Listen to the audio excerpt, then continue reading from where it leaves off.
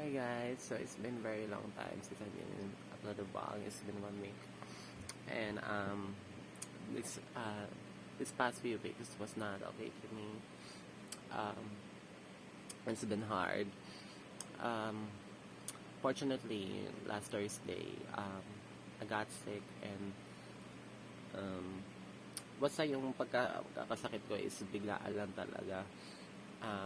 Kasi bago ako magkasakit, actually naramdaman ko na yung parang lalagdatin na ako nung Thursday habang one of my classmates nag-represent sa community engagement, and I kind of feel like na parang yung buong katawan ko parang sumasakit, and then parang akong inaantok na eman. So right after that subject, I went back to my chair, and bumalik ako sa upuan ko, and parang doon na lumala yung nararamdaman ko, as in talagang you know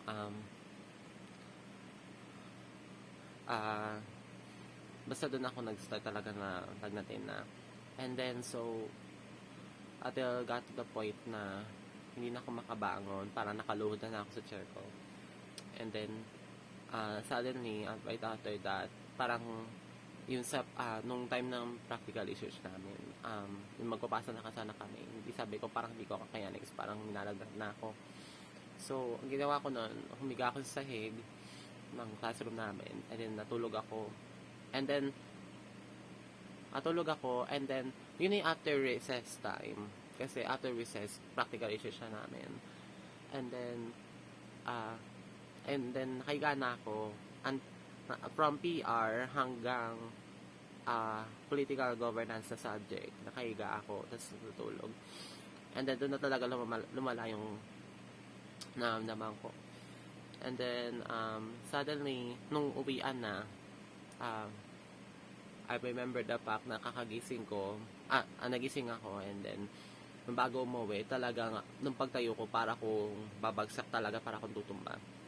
And then habang palabas na ako ng classroom, talagang wala na, parang pangewang-gewang na ako. Tapos until nung lumabas ako ng classroom, talagang doon na tumamba na talaga ako, and sila Dani kapatid doon, hindi nila alam nung gagawin, kasi talagang alalay sila sa akin, pero hindi nila ako kaya. Sabi niya, di, wag ka ganyan, hindi ka namin kaya, ganito, napakabigat mo, napakalaki mo, ganun.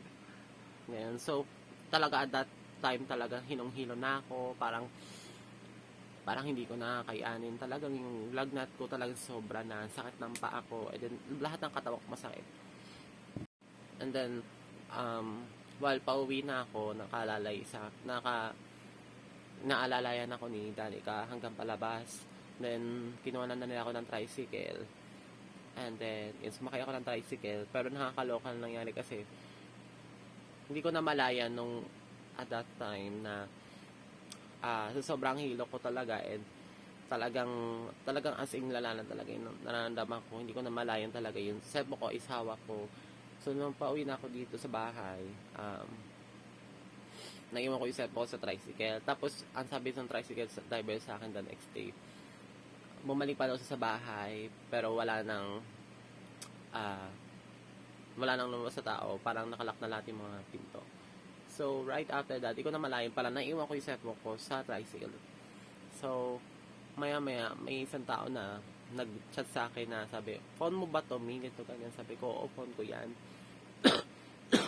Tapos nakita ko daw po siya sa sorry, I'm so sick. Hanggang ngayon may ubo pa rin ako. Nakita niya na na may nakita ng cellphone ko, ganyan. Sa post sa Queen's Room mini palengke na something like that na Facebook page. And then nakita ko na doon pinag-post sila, tapos nakita ko doon yung cellphone ko, talagang pinicturean nila. And then sinasabi, nanawagan po kami doon sa may-ani na cellphone na to, na ito niya paki-contact, ganun. So ayun, buti na lang talaga yung one of my classmates dati na nakakita ng post, so sinend sa akin. So ayun, so buti na lang nakagawa kami ng paraan para makuha ulit yung cellphone ko, and then nakuha ko na, and then that's what I'm using today. Ayun lang, so nakakaloka talaga nangyari. And then kahapon we perform namin yung performances namin, Pero masama pa rin talaga yung pakiramdam ko. Um, pero pinipilit ko lang kasi ayaw ko talaga na pinapaalata ko sa ibang tao masama yung pakiramdam ko. Kasi once na pinaramdam ko na masama yung pakiramdam ko, sinasabi nila na wag na ipilit, na baka pagalitan sila ni ma'am na pinipilit ako magsayaw. Pero talaga, pinilit ko pa rin talaga. Kahit na nagagalit na sila sa akin na pinipilit ko na mag-perform, pinipilit kong gawin lahat. Pati in one time kasi nagalit kasi sa akin yung ka-classmate ko kasi kahapon, I think Wednesday, gusto ko mag-recite ng anecdote ko, pero pinigilan na ako ng classmate ko and nagmatigas pa rin ako ng ulo. Sabi ko, kaya ko to, gusto ko ituloy ko pa yung ano. Tapos nung the next day kahapon, nagalit na siya sa akin kasi sabi niya hindi daw niya nagustuhan yung ginawa ko na nagmatigas ako ng ulo, and then hindi na naisip, parang sinasabi niya hindi ko daw naisip na baka may makahawa daw ng iba ganun. And then parang nagalit na siya sa akin kahapon kasi talaga nakita niya ako nakaupo na ako. Tapos sobrang sad kasi talaga ng paa ko. Gusto ko muna magpahinga konti. And then nakala niya hindi ko kakayanin sumayaw. So nagalit na siya. So ayun lang. Pero pinilit ko pa rin. Sabi ko kaya ko. Masakit na talaga yung paa ko. Pinapahinga ko lang. And then tuloy-tuloy na yon until nag-perform na kami kahapon sa PE. And then ayun, okay naman na. Okay naman yung result.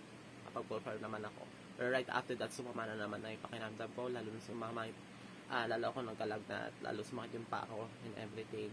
So, atat na ako umuwi. And then, ayun, nung pag-uwi ko kagabi, bagsak agad ako. And then, gulat si Lolo kasi nagbalik na naman yung lagnat ko. Kasi actually kahapon, nung umaga, wala na ako lagnat. As in, pinapawisan na ako, ganyan. And, as in, okay na talaga ako. Sabi ko, kaya ko na ako mamasok. Pero right now, hindi ko alam na, right now, hindi ako kampante kasi baka may possibilities na bumalik na naman ulit yung lagnat ko, baka mabinat na naman ulit ako. And ayun, so natatakot na ako kasi baka ganyan ulit mangyari. So nag-decide ako ngayon na baka hindi mo na ako pumasok.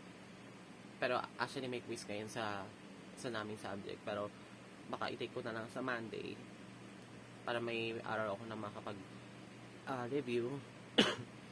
Kasi natatakot ako, hindi pa ako ganun kapante ngayon. Kasi pag pumasok ako, may possibilities na baka mabinat na naman ulit ako, hindi sumakit na naman yung paa ko, balik na naman yung lagnat ko. So, ngayon, nag-decide ako na baka hindi mo na papasok. Lahat ng mga gawain is bibigay ko na lang kay Daddy kapatid kay Jody pagpasok tayo ng mamaya. And then yun lang, talagang this past like 3 months, it's like very hard for me. I think for now, I just feel like more depressed about what is going on in my life right now. I think my life was getting hard,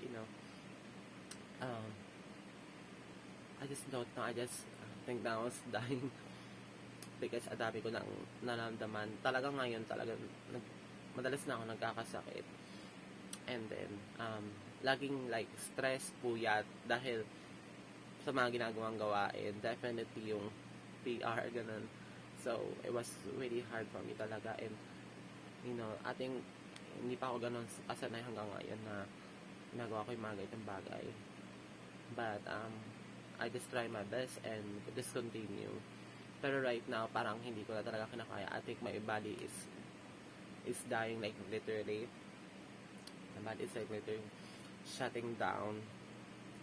Parang hindi na kinakaya ang katawan ko. Parang hindi ko na kinakaya yung mga nangyayari ngayon na sobrang hectic, daming ginagawa, and puyat, stress, anxiety, tapos medyo nade-depress ka na konti kasi hindi mo alam kung kakayanin mo pa ba, so I just don't know what to do, but I just continue until, so ngayon, I just try my best na magpagaling muna and magpahinga muna kahit konti kasi hindi talaga ako kampante. Pag pumasok ako, baka sumama ulit yung pakiramdam ko. So ayun lang.